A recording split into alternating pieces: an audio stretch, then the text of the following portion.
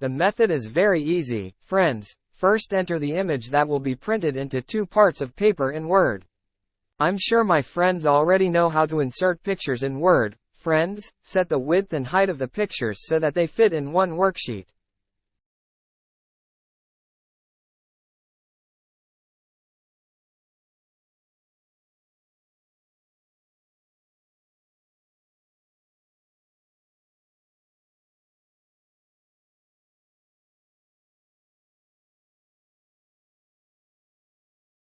After that, friends, enter the print menu.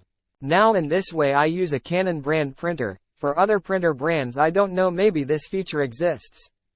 After entering the print menu, friends, select or click Properties. After that a new Canon Properties window will appear. Friends, click the Page Setup menu in Canon Properties. Then in the Page Layout section, change it from normal size to tiling, poster. In the preview on the left, the paper that was once divided into 2 parts or paper. After everything has been set, you click OK to save the settings, and click Print to continue with the printing or printing process, and you can see the results.